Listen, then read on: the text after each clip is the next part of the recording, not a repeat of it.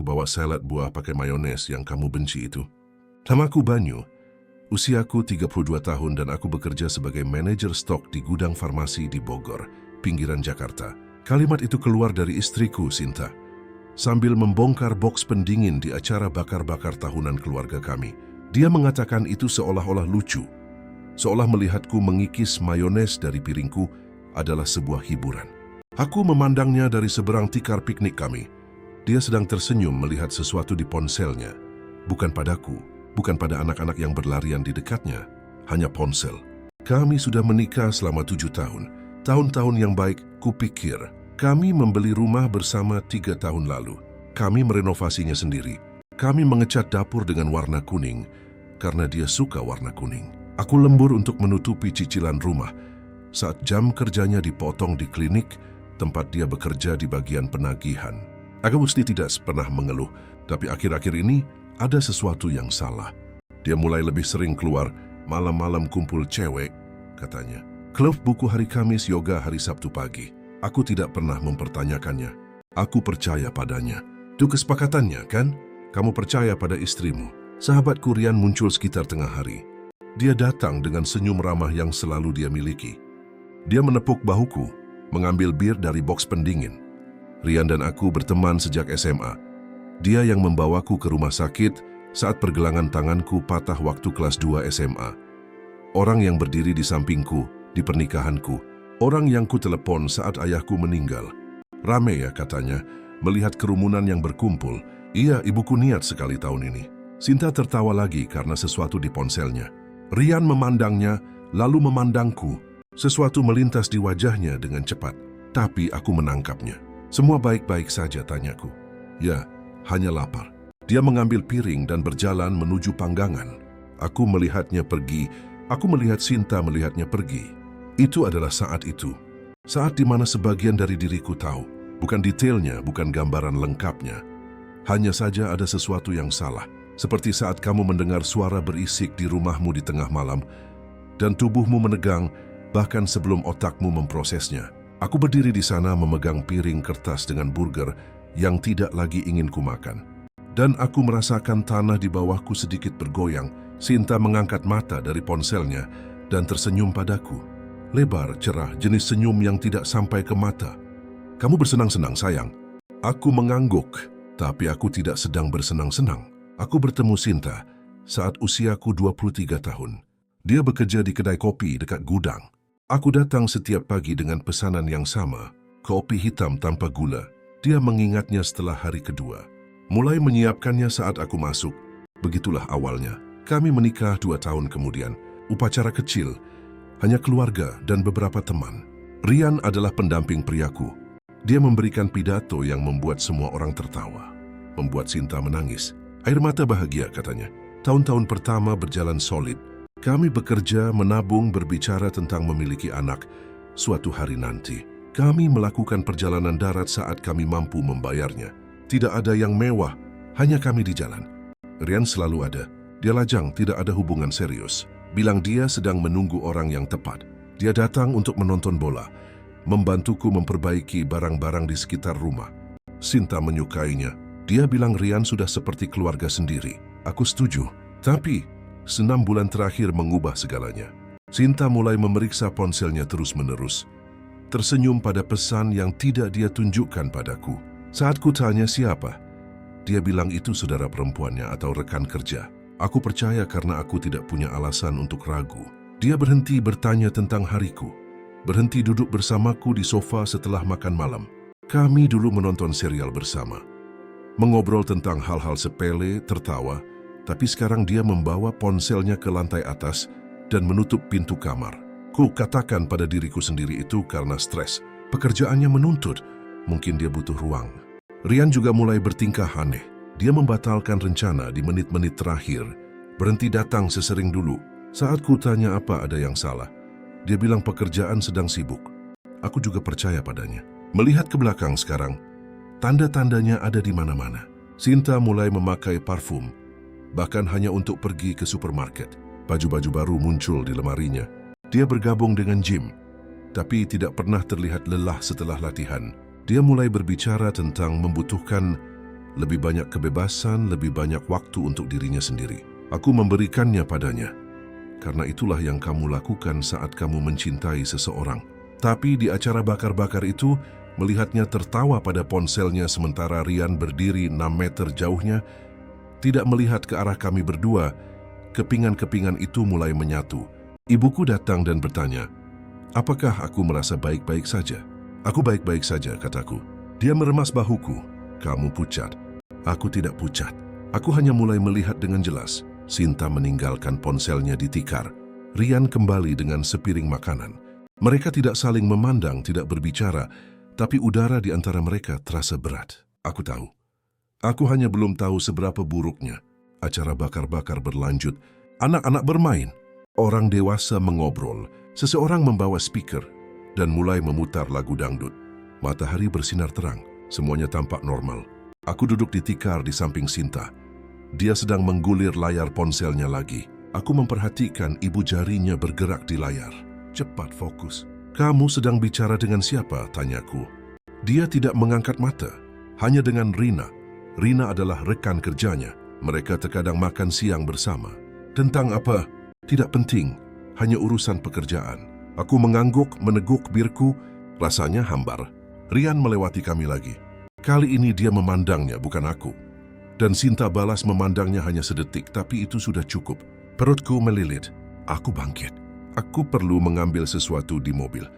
Sinta tidak menjawab. Aku berjalan ke tempat parkir, duduk di mobilku dengan jendela terbuka, menatap setir, mencoba berpikir, mencoba memahami apa yang kurasakan.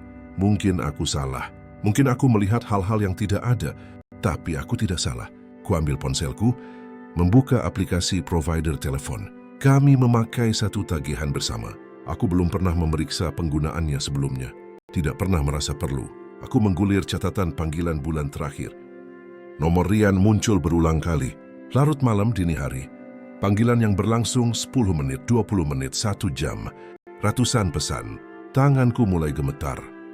Aku duduk di sana selama 15 menit, mungkin lebih, mencoba memproses, mencoba mencari tahu apa yang harus dilakukan. Ketika aku kembali ke acara bakar-bakar, Sinta sedang berdiri.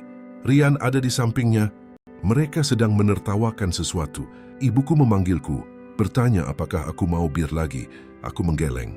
Dia memperhatikan sesuatu di wajahku. Banyu, apa yang terjadi? Tidak ada, Bu. Semua baik-baik saja. Dia tidak percaya tapi tidak memaksa. Dia hanya meremas tanganku dan kembali ke tempatnya. Aku berjalan ke tempat Sinta dan Rian mengobrol. Mereka berhenti bicara begitu, melihatku mendekat. Semua baik-baik saja, sayang, Sinta bertanya. Suaranya aneh, dipaksakan, ya hanya lelah. Kamu mau pulang? Belum. Aku berdiri di sana selama beberapa menit mendengarkan obrolan basa-basi mereka. Rian berbicara tentang pekerjaan, tentang proyek baru. Sinta terlalu banyak tersenyum, terlalu banyak tertawa. Aku tahu tawa itu.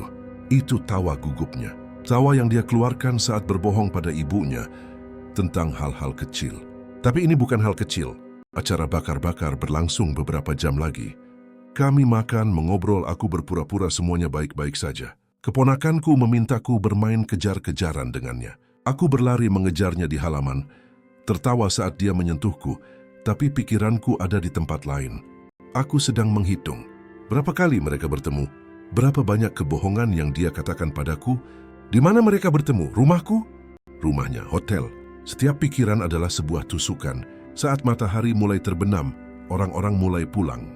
Sinta bertanya apakah aku mau membantu membereskan barang-barang. Tentu, kataku. Kami bekerja dalam diam. Memasukkan piring-piring plastik ke kantong sampah. Menyimpan makanan di wadah. Rian menawarkan bantuan. Sinta bilang tidak apa-apa. Kami sudah selesai.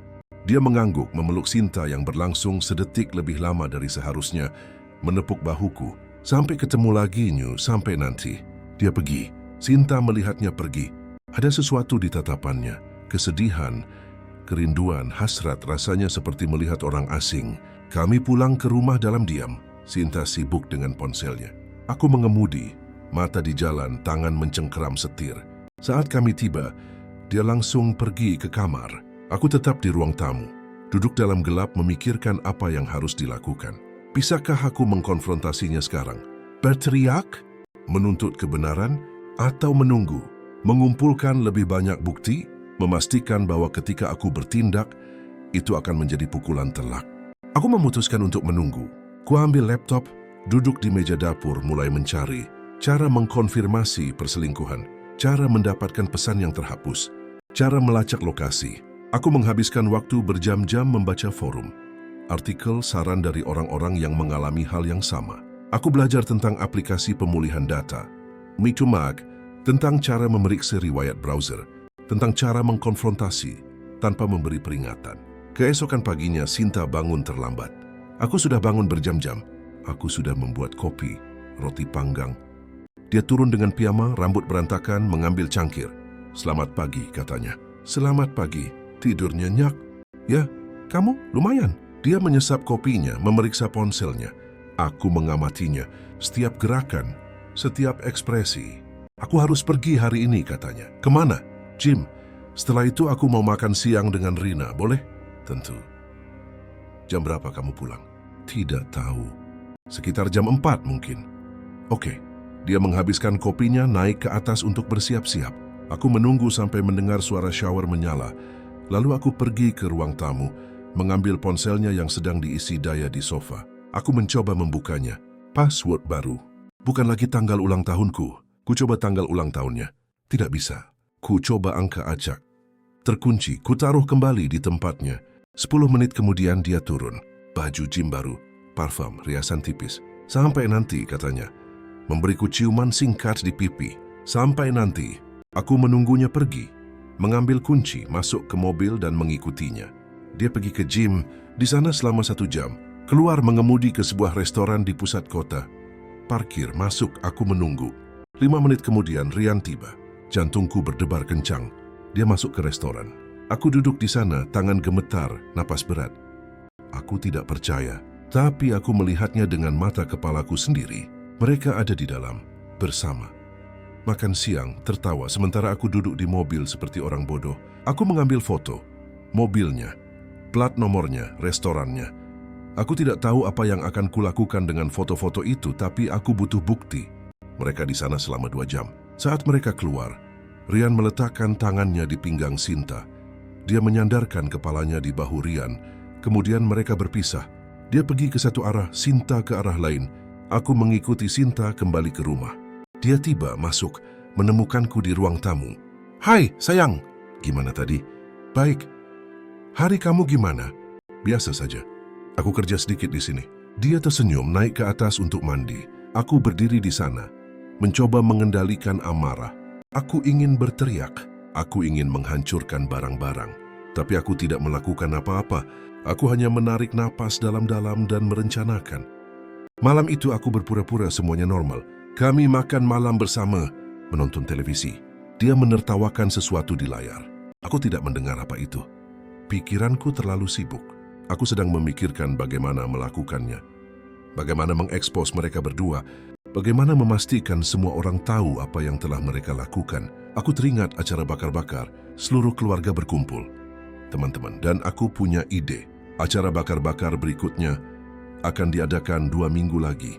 Ulang tahun Paman Tono. Semua orang akan ada di sana. Sinta, Rian, keluargaku, teman-temannya. Itu akan sempurna. Aku mulai bersiap. Pertama aku menelepon sepupuku Agus. Dia bekerja di bidang IT, dia tahu cara meretas. "Gus, aku butuh bantuan." "Ada apa?" "Aku butuh akses ke ponsel seseorang." "Siapa?" Aku belum bisa bilang. "Tapi ini penting." Dia terdiam. "Banyu, itu ilegal. Aku tahu, tapi aku butuh ini. Tolong." Dia menghela napas. "Kapan kamu butuh?" "Segera. Beri aku nomornya. Akan kulihat apa yang bisa kulakukan." "Terima kasih." Kedua, aku menelepon pengacaraku. Seorang pria bernama Pak Budi. Kenalan lama. "Pak Budi, lagi saya perlu bicara." "Tentang apa?" "Perceraian." "Kamu baik-baik saja?" "Aku akan baik-baik saja." "Apa yang kamu butuhkan?" "Aku ingin tahu hak-hakku. Apa yang bisa kulakukan? Bagaimana melindungi asetku?" "Said Mengkors, mari kita atur pertemuan." "Hari ini? Sepenting itukah?" "Ya, baiklah. Datang ke sini jam 3. Aku pergi ke kantor Pak Budi sore itu." Dia menyambutku dengan jabat tangan erat dan ekspresi serius. Kami duduk. Dia mengambil buku catatan. "Ceritakan semuanya," katanya. Aku bercerita tentang pesan-pesan itu, tentang makan siang itu.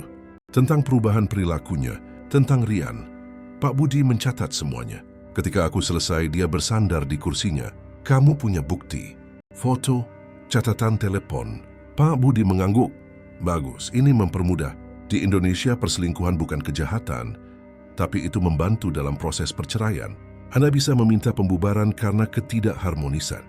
Maki mana yang dimakan rumah itu atas namamu, atas nama kami berdua. Maka kamu perlu bernegosiasi atau membeli bagiannya. Aku ingin rumah itu. Kalau begitu kumpulkan uang. Kita perlu membuat penawaran yang adil. Dan berapa lama prosesnya? Tergantung.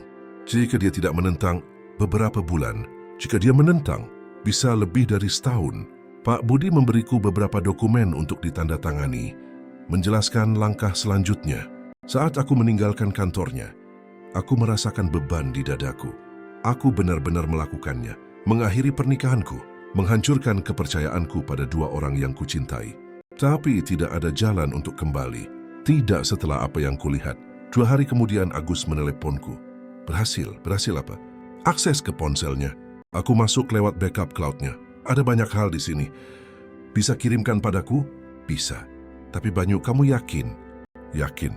Kirim semuanya. Dia mengirimkannya. Tangkapan layar. Seluruh percakapan.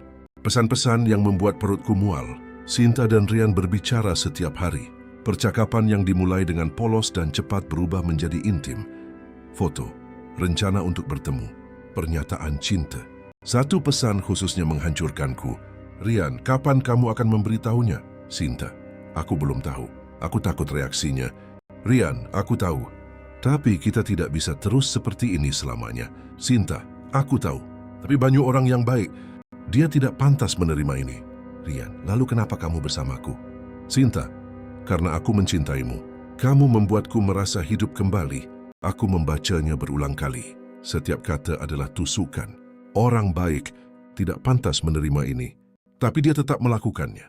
Karena Rian membuatnya merasa hidup. Dan aku, apa yang kulakukan? Bekerja, membayar tagihan, mengecat dapur dengan warna kuning, melakukan semua yang seharusnya dilakukan seorang suami. Tapi itu tidak cukup. Aku terus membaca. Masih ada lagi, jauh lebih banyak. Dari kredit labesme selama 8 bulan, dimulai pada suatu malam saat kami bertiga pergi minum bir. Sinta dan Rian terus mengobrol saat aku pergi ke kamar mandi. Saat aku kembali, sesuatu telah berubah, tapi aku tidak menyadarinya saat itu. Setelah itu mereka mulai bertukar pesan. Obrolan santai yang berkembang menjadi rayuan. Rayuan yang berkembang menjadi pertemuan rahasia. Kencan pertama mereka di sebuah motel di pinggir kota. Sinta bilang dia akan ke rumah kakaknya. Dia pergi sepanjang sore. Pulang ke rumah dengan senyum yang tidak ku mengerti. Sekarang aku mengerti. Mereka terus bertemu. Seminggu sekali, terkadang lebih. Selalu dengan alasan gym, klub buku, makan siang dengan teman, yoga. Semua kebohongan. Saat aku bekerja, percaya mencintai, dia bersama Rian. Dan Rian, sahabatku sejak remaja. Pria yang kuanggap seperti saudara. Dia juga berkhianat. Mengkhianati persahabatan, kesetiaan, segalanya. Tapi ada sesuatu yang lain. Aku menggulir ke akhir percakapan. Sebuah pesan dari 3 hari yang lalu. Sinta, ku dengar Putri bersemangat dengan pernikahannya. Rian, ya, dia sedang merencanakan semuanya. Sinta, kamu benar-benar akan menikahinya? Rian, tentu. Itu hal yang benar untuk dilakukan. Sinta dan kita. Rian, kita lanjut. Dia tidak perlu tahu. Aku berhenti membaca. Rian bertunangan. Bertunangan dengan seorang wanita bernama Putri. Dan berencana menikahinya sambil tetap berselingkuh dengan istriku. Itu lebih kotor dari yang kubayangkan. Ku ambil telepon, menelepon Agus. Gus, aku butuh kamu mencari tahu segalanya tentang seorang wanita bernama Putri. Nama belakang? Tidak tahu. Tapi dia tunangan Rian. Oke, akan ku cari. Dan Gus, ya, terima kasih. Sama-sama dia menutup telepon. Aku duduk di sofa, kepala di tangan, mencoba memproses semuanya. Sinta berselingkuh, Rian berselingkuh, dan Putri, seorang wanita yang bahkan tidak ku kenal, juga sedang ditipu. Aku memutuskan dia perlu tahu. Tapi pertama-tama, aku butuh lebih banyak informasi. Aku perlu memahami sejauh mana ini. Aku butuh rencana. Malam itu, Sinta pulang terlambat. Dia tersenyum. Banyu, maaf terlambat. Latihannya lebih lama hari ini. Tidak apa-apa. Sudah makan malam? Belum. Kamu? Belum. Mau pesan pizza? Boleh. Kami memesan pizza. Makan dalam diam. Dia sibuk dengan ponselnya. Aku mengamatinya, memikirkan semua kebohongan. Semua waktu dia menatap mataku dan berbohong. Sinta, boleh aku tanya sesuatu? Tentu. Kamu bahagia? Dia mengangkat matanya. Apa? Hidup kita. Pernikahan kita. Kamu bahagia? Dia ragu-ragu. Hanya sedetik. Tapi aku melihatnya. Tentu saja. Kenapa kamu bertanya? Hanya ingin tahu. Dia kembali ke ponselnya. Tapi aku mendapatkan jawabanku. 2 hari kemudian Agus menelepon kembali. Aku menemukan Putri. Ceritakan Putri Almeida. 29 tahun. Bekerja sebagai perawat di RS Harapan Bunda. Tunangan Rian selama setahun. Pernikahan dijadwalkan minggu depan. 1 minggu? Ya? Sabtu depan.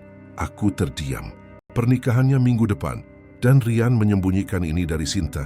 Atau Sinta tahu, aku kembali ke percakapan yang dikirim Agus.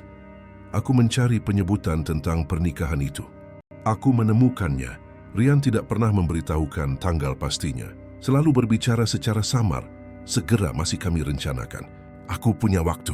Sinta percaya dia tidak akan menikah secepat itu. Dia tidak tahu. Itu mengubah segalanya. Jika Rian menikahi Putri, dia akan memiliki 2 wanita yang ditipu, istriku dan tunangannya. Tapi aku bisa menggunakan itu. Aku menelepon Pak Budi lagi. Pak Budi, Rian akan menikah. Kapan? Hari Sabtu. Dengan siapa? Seorang perawat bernama Putri. Dan dia masih bersama istrimu. Ya, Pak Budi terdiam sejenak. Banyu, ini rumit, dan aku tahu. Tapi apakah ini berguna? Bisa jadi. Jika kamu mengekspos ini di depan umum, itu akan merusak citra semua orang yang terlibat. Itulah yang kuinginkan. Said Mengkors. Jadi apa rencanamu? Aku akan memberitahu Putri. Sebelum pernikahan? Tidak.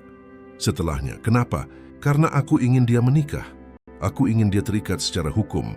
Dan setelah itu aku akan menghancurkan segalanya. Pak Budi tertawa. Kamu dingin, Banyu. Aku belajar dari yang terbaik. Baiklah, beritahu saya jika kamu butuh sesuatu. Akan saya beritahu. Aku menutup telepon. Rencanaku mulai terbentuk. Rian akan menikahi Putri. Dia akan berjanji setia, cinta abadi. Dan setelah itu aku akan mengekspos semuanya. Di acara bakar-bakar, di depan semua orang, Sinta akan tahu bahwa dia sudah menikah. Putri akan tahu bahwa dia tidak setia. Dan Rian akan kehilangan segalanya.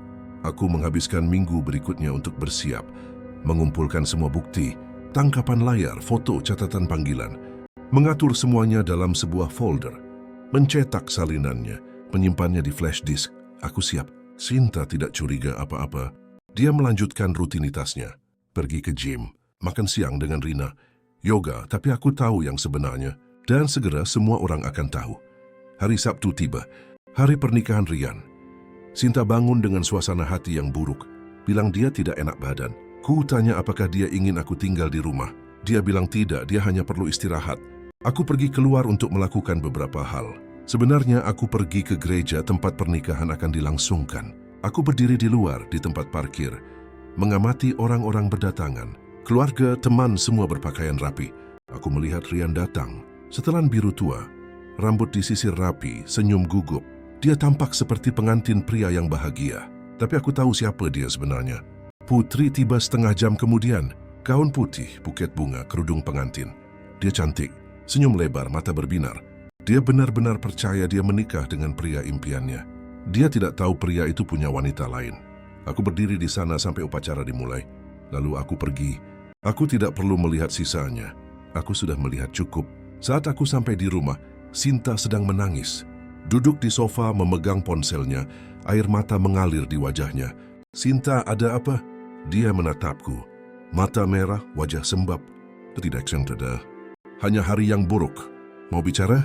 Tidak, aku hanya ingin sendiri. Oke, aku naik ke kamar meninggalkannya di sana. Aku tahu kenapa dia menangis.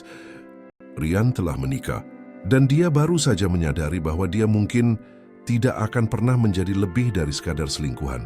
Malam itu, dia tidak makan malam. Dia tinggal di kamar, pintu tertutup. Aku mendengarnya menangis sesekali. Sebagian dari diriku merasa kasihan, tapi sebagian besar merasa puas. Dia mulai membayarnya. Hari Minggu, aku bangun pagi. Sinta masih tidur. Aku pergi ke dapur, membuat kopi, duduk untuk memikirkan langkah selanjutnya. Acara bakar-bakar akan diadakan Sabtu depan. 1 minggu untuk menyelesaikan semuanya. Aku menelepon pamanku yang berulang tahun. Paman Tono, semua beres untuk acara bakar-bakar. Beres banyu. Ibumu membantu mengaturnya. Bagus, boleh aku bawa beberapa teman? Tentu. Semakin banyak orang semakin baik. Aku menutup telepon. Sekarang aku harus memastikan Rian akan ada di sana. Aku mengirim pesan padanya. Rian, apa kabar? Sudah lama kita tidak bertemu. Dia membalas dengan cepat. Iya bro, pekerjaan lagi gila. Tidak apa-apa. Kamu akan datang ke acara bakar-bakar Sabtu depan. Dia butuh waktu lama untuk menjawab. Kali ini aku datang. Bagus, sampai ketemu di sana. Aku menutup ponsel. Sempurna. Semua orang akan ada di sana. Sinta, Rian, Putri, keluargaku, teman-teman. Itu akan menjadi panggung yang ideal. Aku menghabiskan minggu itu untuk mempersiapkan pidatoku. Tidak boleh terlalu emosional. Tidak boleh terlihat pendendam. Harus tenang, langsung, dan menghancurkan. Aku menulis dan menulis ulang berkali-kali. Berlatih di depan cermin. Melatih nada suaraku. Semuanya harus sempurna. Pada hari Kamis, aku menelepon Agus. Gus butuh bantuan lagi. Apa? Aku ingin kamu mengirim undangan ke Putri. Undangan untuk apa? Untuk acara bakar-bakar hari Sabtu. Seolah-olah itu dari Rian, kamu ingin dia muncul di sana. Ya, Agus terdiam. Banyu, kamu yakin soal ini? Yakin, baiklah. Akan kukirim. Pada hari Jumat, malam sebelum acara bakar-bakar, Sinta bersikap aneh. Pendiam, jauh. Kami makan malam dalam diam. Setelah itu dia naik ke kamar. Aku tetap di ruang tamu. Menonton televisi, memikirkan hari esok. Semuanya sudah diatur. Bukti sudah siap. Orang yang tepat akan ada di sana. Aku hanya perlu mengeksekusinya. Sabtu pagi, cuaca cerah. Sinta bangun, mandi, bersiap-siap. Gaun bermotif bunga. Rambut tergerai, riasan tipis. Kamu cantik, kataku. Dia tersenyum. Tapi senyumnya tidak sampai ke mata. Kami tiba di acara bakar-bakar sekitar tengah hari. Rumah pamanku penuh. Musik diputar. Panggangan berasap, anak-anak berlarian. Ibuku datang memelukku. Banyu, senang sekali kamu datang. Hai Bu, ayah mana? Di panggangan seperti biasa. Dia tertawa. Pergi menyapa Sinta. Keduanya berpelukan, mengobrol. Sinta pandai berpura-pura. Rian tiba setengah jam kemudian. Sendirian. Dia melihat sekeliling, menyapa beberapa orang datang ke arahku. Hei New, apa kabar? Baik. Kamu? Baru menikah, ya? Ya, dia tersenyum. Luar biasa. Aku yakin begitu. Mana Putri? Dia tidak bisa datang. Dia lelah. Aku mengerti. Dia mengambil bir, pergi mengobrol dengan orang lain. Sinta melihatnya, tapi tidak menghampirinya. Dia tetap di sisi lain halaman, mengobrol dengan sepupuku. Aku menunggu. 1 jam berlalu, 2 jam. Acara bakar-bakar sedang berlangsung meriah. Makanan berlimpah, minuman dingin, semua orang bersenang-senang. Lalu Putri datang. Dia masuk melalui gerbang samping, melihat sekeliling, bingung. Dia berpakaian santai, celana jeans dan blus putih. Rian melihatnya dan membeku. Putri, Asian Banakaiwan di sini. Aku dapat undangan. Katanya ini ulang tahunmu. Ulang tahunku? Ini bukan ulang tahunku. Putri mengerutkan kening. Lalu kenapa aku dikirimi undangan? Rian menatapku. Aku sedang tersenyum. Itu kamu aku, kenapa? Karena kupikir dia harus ada di sini. Sinta mendekat. Dia melihat Putri, menatap Rian lalu padaku. Banyu, siapa dia? Ini Putri, istrinya Rian. Halaman belakang menjadi sunyi. Semua orang menatap. Sinta menjadi pucat. Istri, Rian mencoba berbicara. Sinta, aku bisa jelaskan. Kamu sudah menikah. Dia tidak menjawab. Putri menatap Sinta lalu ke Rian. Siapa dia? Rian memejamkan mata. Putri, ayo kita bicara secara pribadi. Tidak, siapa dia? Bibiku mematikan musik. Semua orang sekarang melihat, menunggu. Aku melangkah maju, mengambil flash disk dari sakuku. Menyambungkannya ke laptop yang ada di meja terdekat. Aku memproyeksikannya di dinding rumah.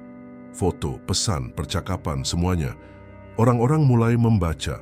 Beberapa berbisik. Yang lain menutup mulut karena terkejut. Putri juga membacanya. Wajahnya berubah. Kebingungan, lalu kesadaran, lalu rasa sakit. Kamu selingkuh dengan dia? Rian Wanbaisti pemberogeta apa.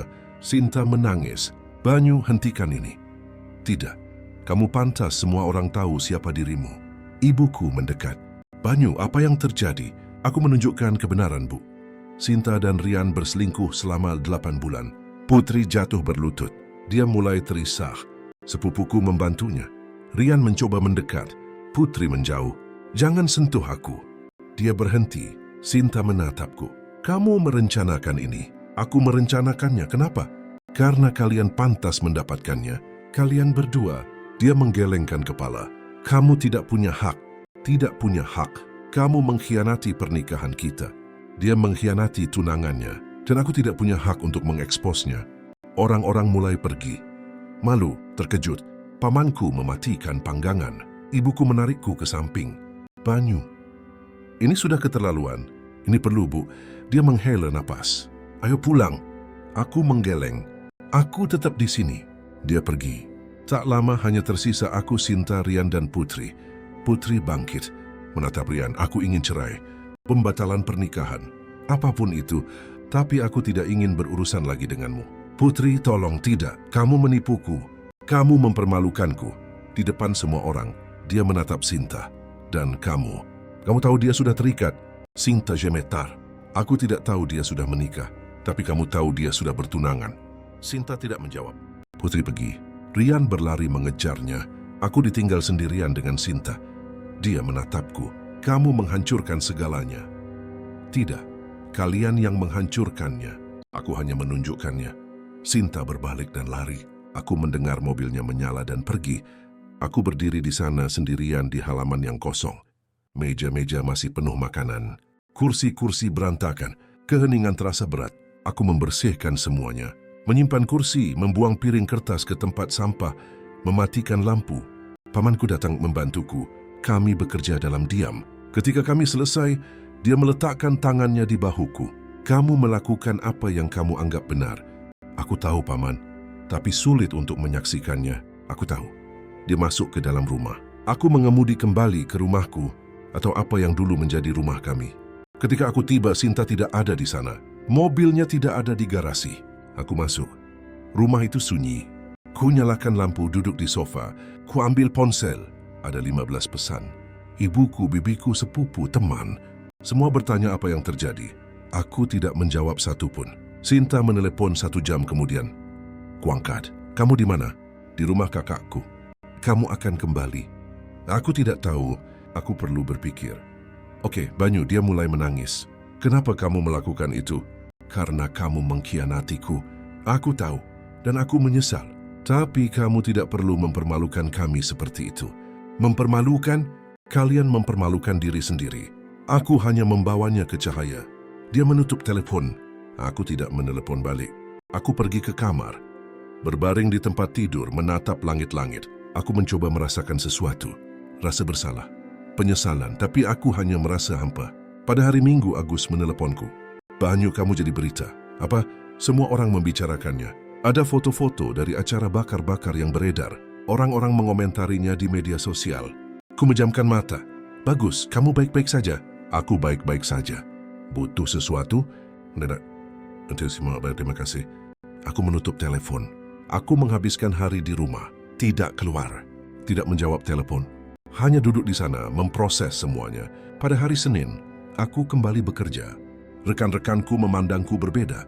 Beberapa dengan kasihan, yang lain dengan kekaguman. Tidak ada yang berbicara langsung. Tapi aku tahu mereka semua tahu. Pak Budi meneleponku saat makan siang. Banyu, kita perlu bicara. Tentang apa? Perceraian. Sinta ingin bernegosiasi. Apa yang dia inginkan? Rumah, tidak. Rumah itu milikku. Banyu, bersikaplah wajar. Aku sudah wajar. Aku yang membayar rumah itu. Dia bisa mengambil mobil dan apapun yang ada di rekeningnya. Pak Budi menghela napas. Saya akan berbicara dengan pengacaranya. Baik, aku menutup telepon. Sore harinya, Rian mengirimi aku pesan. Kita perlu bicara. Kuhapus pesan itu. Aku tidak punya apa-apa untuk dikatakan padanya. Putri meneleponku di penghujung hari. Halo, Banyu? Ya, ini Putri. Hai Putri, aku hanya ingin berterima kasih. Berterima kasih karena memberitahuku kebenaran.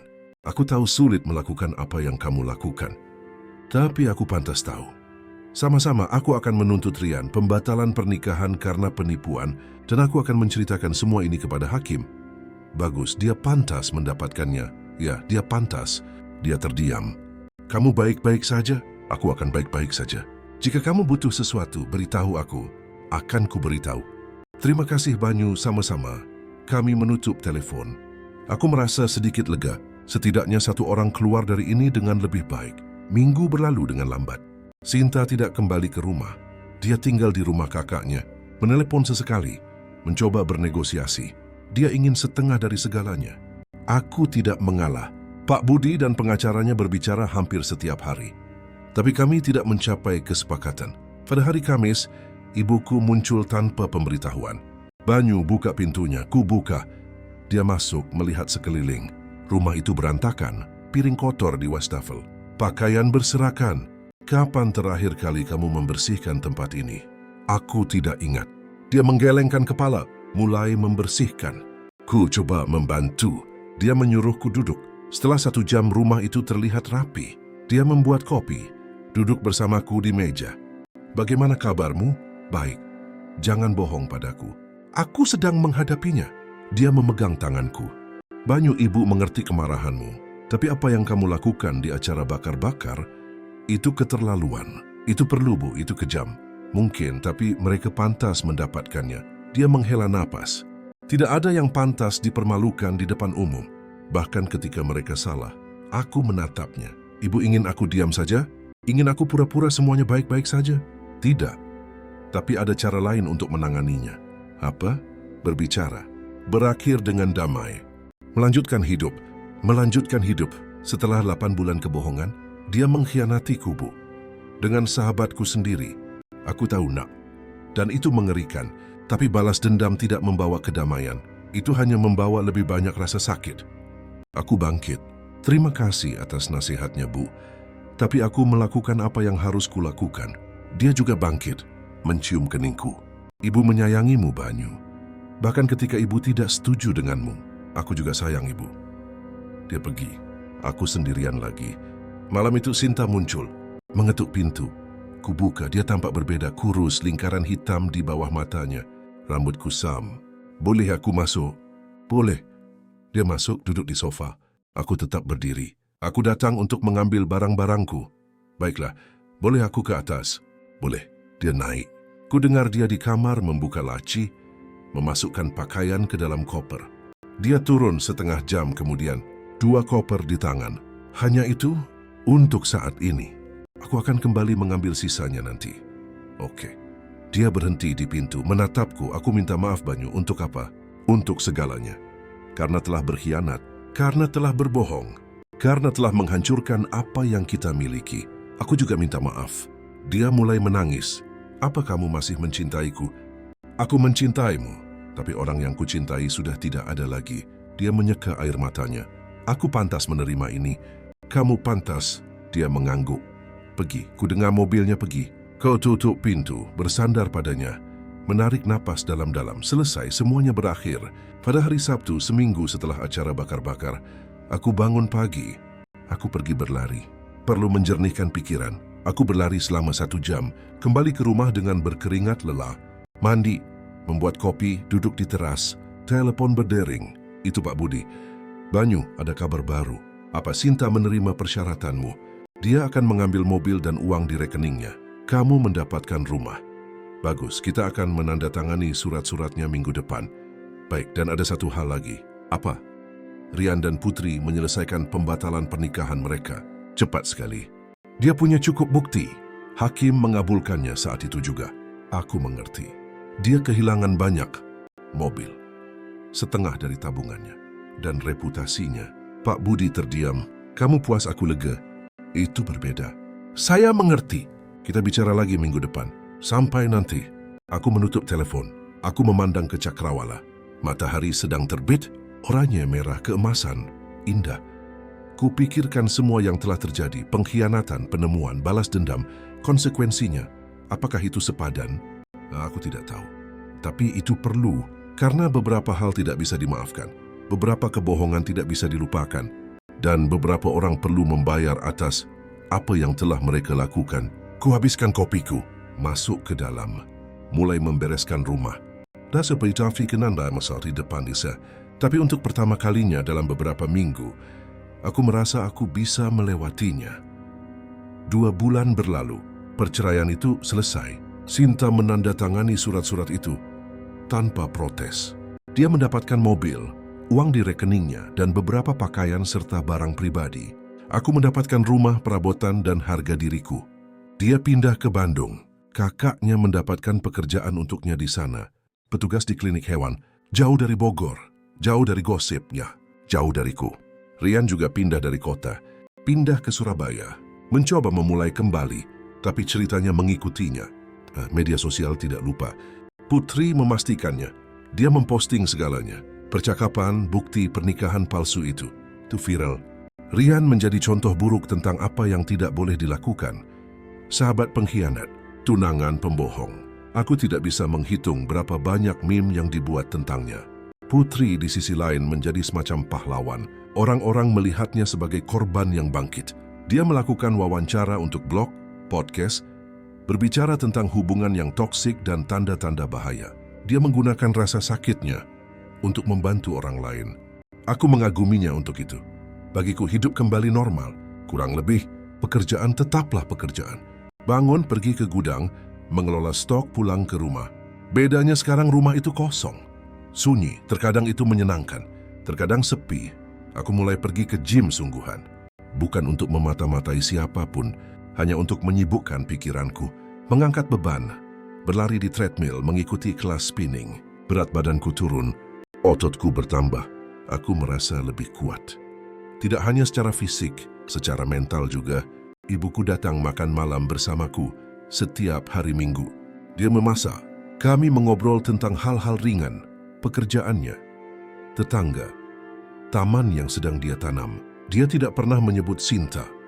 Dia tahu itu topik yang sensitif. Teman-temanku juga berubah. Beberapa menjauh. Mereka pikir aku sudah keterlaluan. Yang lain menjadi lebih dekat. Mereka menghargai apa yang telah kulakukan. Bilang mereka akan melakukan hal yang sama. Agus masih teman terdekatku. Dia tidak pernah menghakimi. Hanya mendukung. Kami menonton bola bersama. Minum bir, menertawakan hal-hal konyol. Itu sederhana, itu baik. Di bulan Oktober, 3 bulan setelah acara bakar-bakar itu, aku bertemu dengan seorang kenalan lama, Dewi. Kami satu sekolah dulu. Dia selalu pendiam, cerdas. Dia sudah menjadi guru bahasa Indonesia. Kami bertemu di sebuah kedai kopi di pusat kota. Dia sedang membaca buku. Kuangkat kepalaku melihatnya. Dewi, dia menoleh tersenyum. Banyu, betul, sudah berapa lama? Bertahun-tahun. Sejak kelulusan, kurasa. Duduk di sini, aku duduk. Kami mengobrol berjam-jam tentang kehidupan, pekerjaan, impian. Dia pernah menikah, tapi bercerai 2 tahun kemudian. Tanpa anak, tanpa drama, hanya tidak berhasil katanya. Aku juga menceritakan kisahku. Tidak semua detailnya, hanya cukup agar dia mengerti. Dia mendengarkan tanpa menghakimi, hanya mengangguk. Sepertinya kamu sudah melewati banyak hal. Sudah, tapi aku lebih baik sekarang. Aku senang. Dia tersenyum, senyum yang tulus. Kami bertukar nomor, mulai mengobrol, pesan-pesan santai pada awalnya. Selamat pagi, bagaimana harimu? Kemudian berkembang, percakapan yang lebih dalam, tentang buku, film, filosofi hidup. Dia mudah diajak bicara, tidak memaksa apa-apa, tidak terlalu banyak bertanya, hanya membiarkan semuanya mengalir. Sebulan kemudian, aku mengundangnya makan malam. Dia menerima. Kami pergi ke restoran Italia di pusat kota. Kami mengobrol, tertawa, makan pasta dan minum anggur. Di akhir malam kami berjalan di trotoar. Udaranya sejuk, lampu-lampu kota bersinar. Banyu, boleh aku tanya sesuatu? Tentu. Kamu masih terluka karena Sinta? Aku terdiam, memikirkan pertanyaan itu. Masih, tapi sedang menyembuh. Kurasa itu yang penting. Dia mengangguk. Aku setuju. Aku tidak mengatakan apa-apa tentang mencoba sesuatu dengannya. Aku tidak berbicara tentang hubungan. Kami hanya menikmati kebersamaan satu sama lain, tanpa tekanan, tanpa ekspektasi. Saat Natal, keluargaku mengadakan makan malam. Aku pergi bersama Dewi. Ibuku menyukainya, paman-pamanku juga. Dia sangat cocok, mengobrol dengan semua orang, menertawakan lelucon, membantu di dapur. Malam harinya saat kami dalam perjalanan pulang, dia memegang tanganku. Itu pertama kalinya aku merasakan sesuatu. Belum cinta, tapi sesuatu yang baik. Sesuatu yang layak dijelajahi. Pada bulan Januari aku menerima telepon. Itu Sinta. Sudah berbulan-bulan kami tidak berbicara. Halo Banyu, hai Sinta, apa kabarmu? Aku baik-baik saja. Kamu? Aku juga. Dia terdiam sejenak. Aku hanya ingin minta maaf lagi atas apa yang kulakukan. Aku tahu aku sudah mengatakannya sebelumnya, tapi aku ingin kamu tahu bahwa aku tulus. Aku tahu kamu pantas mendapatkan yang lebih baik, pantas mendapatkan seseorang yang menghargaimu, yang mencintaimu dengan tulus. Terima kasih. Kamu sudah menemukan seseorang. Sudah, Dewi. Kami menjalaninya perlahan, tapi ini baik. Aku ikut senang untukmu. Sungguh. Terima kasih. Undai kau aku masih sendiri. Mencoba berkencan dengan beberapa orang, tapi tidak berhasil. Kurasa aku perlu fokus pada diriku sendiri. Untuk sementara waktu. Kurasa itu ide yang bagus. Ya, dia terdiam lagi. Banyu, apa kamu memaafkanku? Aku tidak tahu, Sinta. Mungkin suatu hari nanti. Tapi sekarang belum. Aku mengerti. Jaga dirimu. Kamu juga. Kami menutup telepon. Aku merasakan sesuatu yang aneh. Bukan marah. Bukan sedih. Hanya penerimaan. Dia telah berbuat salah. Aku telah bereaksi. Dan sekarang kami berdua melanjutkan hidup masing-masing dengan cara kami sendiri. Pada bulan Februari, Dewi dan aku resmi berpacaran. Bukan pengumuman besar, itu terjadi begitu saja. Kami sedang makan malam di rumahnya. Setelah makan, kami duduk di sofa. Dia menyandarkan kepalanya di bahuku. Banyu, kita ini apa? Kamu ingin kita jadi apa? Dia mengangkat kepalanya, menatapku. Aku ingin mencoba. Sungguh-sungguh, sebuah hubungan, aku juga. Dia tersenyum. Menciumku, itu lembut manis, berbeda, baik. Kami mulai menghabiskan lebih banyak waktu bersama. Akhir pekan penuh, dia tidur di rumahku. Aku tidur di rumahnya. Aku bertemu orang tuanya. Orang-orang sederhana, ramah. Mereka memperlakukanku seperti keluarga. Itu menenangkan. Pada bulan Maret, setahun setelah acara bakar-bakar itu, aku melakukan kilas balik. Dari semua yang telah terjadi, pengkhianatan, penemuan, balas dendam, konsekuensinya, apakah itu sepadan? Pertanyaan sulit. Aku kehilangan istriku. Aku kehilangan sahabatku. Aku mendapatkan musuh, tapi aku juga mendapatkan rasa hormat. Dari diriku sendiri, aku membuktikan bahwa aku bukan keset siapapun, bahwa aku punya batasan, bahwa aku tahu cara membela diri, dan aku menemukan Dewi. Seseorang yang melihatku, yang menghargaiku, yang mencintaiku apa adanya, bukan karena apa yang bisa kuberikan. Jadi ya, nah itu sepadan, bukan penderitaannya. Tapi hasilnya, Rian tidak pernah mencariku lagi. Kudengar dia bekerja di call center, membayar tagihan. Hidup sendiri, tanpa teman, tanpa rasa hormat. Reputasinya hancur, dan tidak ada jalan kembali. Sinta juga tidak menelepon lagi. Aku mengikutinya di media sosial untuk sementara waktu. Dia memposting foto-foto kota barunya, pekerjaannya, jalan-jalan sendirian. Dia tampak sedih, tapi dia sedang mencoba. Akhirnya aku berhenti mengikutinya, bukan karena marah, tapi karena aku tidak perlu lagi. Dia adalah masa lalu, dan aku fokus pada masa depan. Pada bulan April, Dewi dan aku memutuskan untuk berlibur bersama, perjalanan pasangan pertama. Kami memilih puncak, 4 hari istirahat alam dan kedamaian. Kami menyewa sebuah villa kecil di pegunungan. Ada perapian, pemandangan ke lembah, dan keheningan total. Kami menghabiskan hari-hari dengan berjalan di jalur setapak, minum coklat panas, mengobrol tentang segala hal dan tanpa topik khusus. Di malam hari kami menyalakan perapian, duduk berpelukan memandangi api menari-nari. Suatu malam dia menanyakan sesuatu yang tidak kuduga. Banyu, apa kamu pernah berpikir untuk menikah lagi? Aku menatapnya terkejut. Kenapa? Isis hanya ingin tahu. Setelah semua yang kamu lalui, kubayangkan itu akan menjadi hal terakhir di kepalamu. Dan memang begitu. Sebelum bertemu denganmu, aku terdiam. Tapi sekarang, aku tidak tahu. Mungkin dengan orang yang tepat. Dia tersenyum. Dan siapa orang yang tepat itu? Seseorang yang mencintaiku, yang menghargaiku, yang tidak mengkhianatiku. Seseorang sepertimu. Senyumnya semakin lebar. Aku juga memikirkannya. Serius. Tapi tidak perlu terburu-buru. Kita punya waktu. Aku setuju. Kami berciuman. Itu adalah momen yang sempurna. Sederhana, jujur, tanpa permainan, tanpa kebohongan. Hanya 2 orang dewasa yang telah melalui rasa sakit dan menemukan kenyamanan satu sama lain. Di hari terakhir perjalanan, saat kami berkemas, dia menerima telepon. Ekspresinya berubah menjadi serius. Baiklah, katanya. Aku segera ke sana. Dia menutup telepon. Ada apa?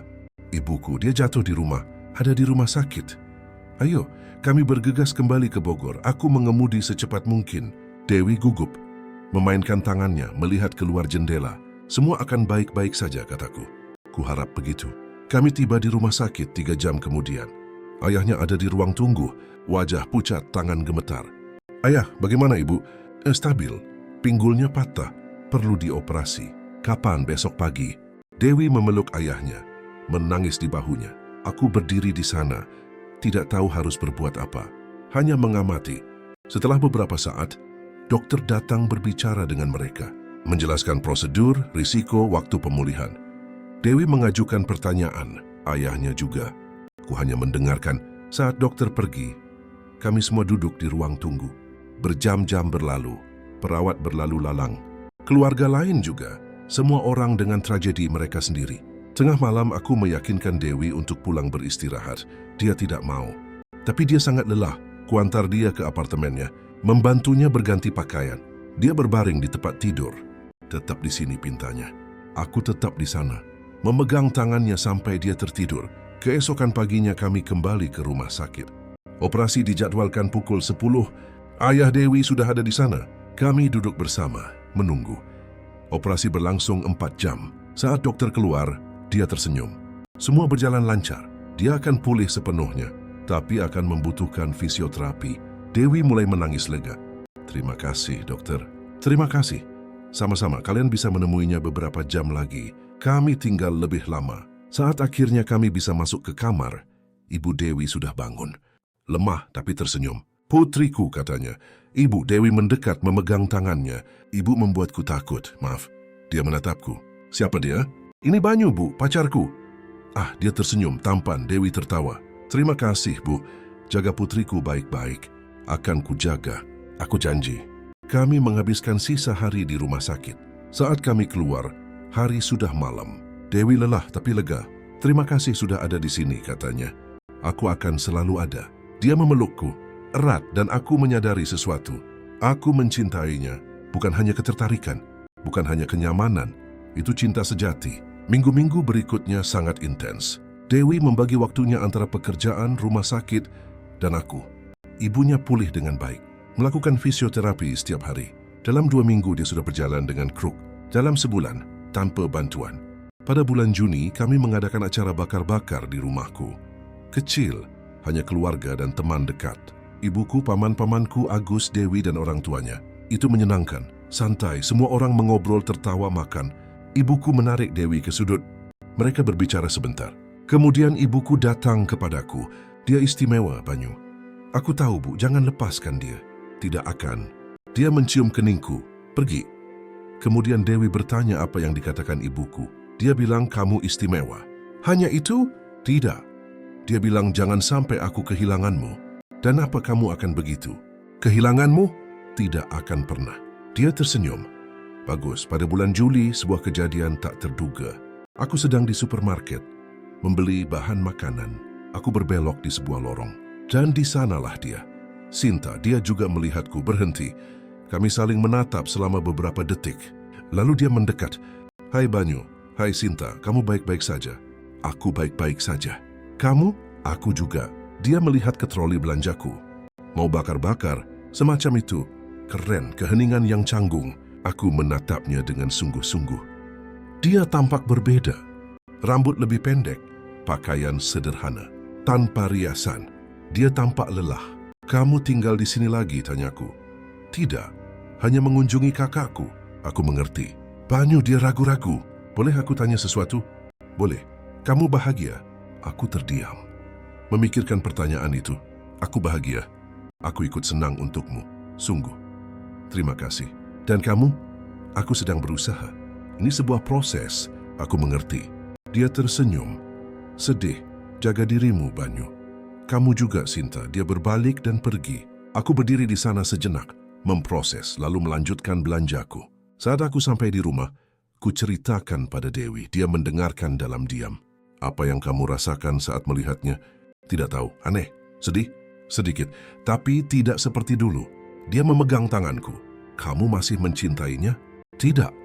Aku mencintai kenangan tentang apa yang kami miliki, tapi aku tidak mencintainya. Bukan orang yang sekarang, aku mengerti.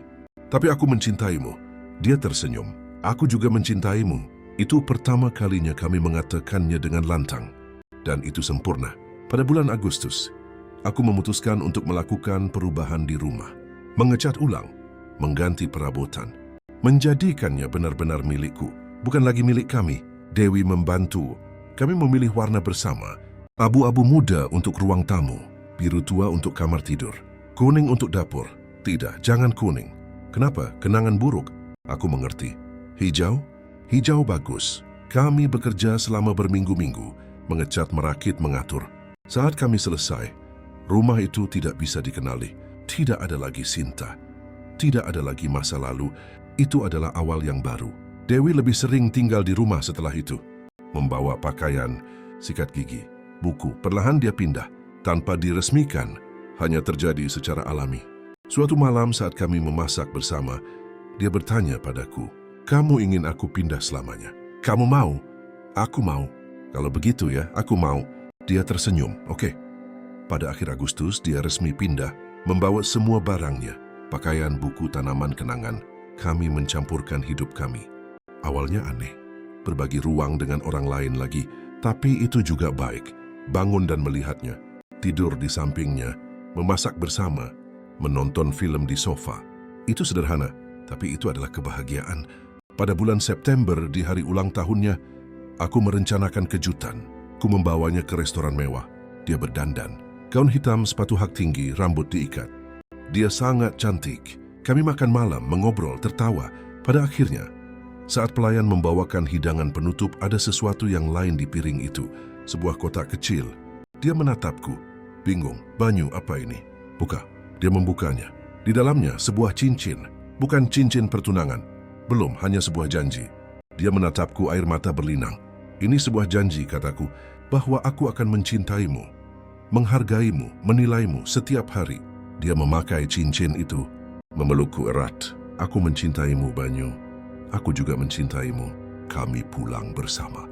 Dan untuk pertama kalinya dalam waktu yang lama, aku merasa semuanya baik-baik saja. Bahwa aku berada tepat di tempat seharusnya. Oktober datang membawa perubahan. Percepatan kebaik. Dewi mendapat promosi di sekolah tempatnya bekerja. Koordinator kurikulum. Tanggung jawab lebih besar. Gaji lebih baik. Dia berseri-seri. Kami merayakannya dengan makan malam di rumah. Sampahnya murah, tapi perasaannya tulus. "Aku bangga padamu," kataku. Terima kasih. Semua ini tidak akan mungkin tanpamu." "Kenapa?" "Karena kamu memberiku rasa aman. Menunjukkan padaku bahwa memulai kembali itu mungkin. Kamu juga menunjukkannya padaku." Dia tersenyum. "Kalau begitu kita pasangan yang hebat." Memang, di tempat kerja aku juga menerima kabar baik. Bosku menawariku promosi, manajer regional. Itu berarti lebih banyak perjalanan, lebih banyak tanggung jawab, tetapi juga gaji yang lebih baik. Aku menerimanya tanpa berpikir dua kali. Dewi merayakannya bersamaku. Kita sedang naik daun, candanya. Tentu. Dan bersama-sama, selalu bersama. Pada bulan November, datang kabar tak terduga. Agus meneleponku. "Bro, kamu lihat?" "Lihat apa?" "Rian kembali." "Maksudmu kembali?" "Kembali ke Bogor. Membuka toko pakaian di Mal." Perutku mulas. Kenapa dia kembali? Aku tidak tahu, tapi semua orang membicarakannya. Ku ceritakan pada Dewi malam itu. Dia khawatir. "Kamu akan bicara dengannya?" "Aku tidak tahu. Sebagian diriku ingin, sebagian lagi tidak ingin melihatnya lagi." "Aku mengerti. Menurutmu apa?" "Kurasa kamu harus melakukan apa yang terbaik untukmu. Bukan untuknya, untukmu." Dia benar. Aku berpikir berhari-hari. Akhirnya akan aku memutuskan. Aku pergi ke Mal, menemukan tokonya. Toko itu kecil, pakaian pria. Basic. Rian ada di konter. Saat dia melihatku, dia membeku. "Banyu." "Rian, boleh aku bicara denganmu?" "Tentu." Kami pergi ke kafe terdekat, duduk, memesan kopi. Kami terdiam beberapa saat, lalu dia berbicara. "Aku tahu aku tidak punya hak untuk meminta apapun, tapi aku ingin minta maaf. Karena telah mengkhianati kepercayaanmu, karena telah menghancurkan persahabatan kita." Aku menatapnya, benar-benar menatapnya. Dia juga tampak berbeda. Rambut lebih beruban, kerutan di sekitar matanya. Dia tampak lelah. "Kenapa kamu kembali?" tanyaku. "Karena ini rumahku. Aku melakukan kesalahan. Aku membayarnya. Tapi aku tidak bisa menghabiskan hidupku dengan melarikan diri." Dia menyesap kopinya. "Aku kehilangan segalanya, Banyu. Teman-temanku, reputasiku, uangku. Tapi aku belajar bahwa tindakan memiliki konsekuensi. Dan bahwa kamu tidak bisa membangun kebahagiaan di atas kebohongan. Menurutmu aku keterlaluan?" Di acara bakar-bakar itu, dia terdiam. "Jujur? Tidak. Kamu melakukan apa yang harus kamu lakukan. Aku pantas mendapatkannya." Sinta pantas. Putri pantas tahu kebenarannya. Dan aku, apa kamu damai dengan apa yang kamu lakukan? Aku damai. Dan kamu? Aku sedang berusaha. Aku bekerja setiap hari. Bangun pagi, tutup toko larut malam. Mencoba membangun kembali. Mencoba menjadi orang yang lebih baik. Kamu punya seseorang? Tidak. Setelah semuanya, aku sadar aku perlu sendiri untuk sementara waktu. Mencari tahu siapa diriku, tanpa bergantung pada siapa pun. Aku mengerti. Dan kamu, aku punya. Dewi, dia luar biasa. Aku ikut senang untukmu. Terima kasih. Kami duduk beberapa menit lagi, berbicara tentang hal-hal sepele. Cuaca, pekerjaan, kota. Saat kami berpisah, kami berjabat tangan. Kami bukan teman lagi. Mungkin tidak akan pernah. Tapi ada pemahaman. Kedamaian. "Banyu," katanya sebelum aku pergi. "Ya, terima kasih sudah memberiku kesempatan ini. Itu bukan untukmu.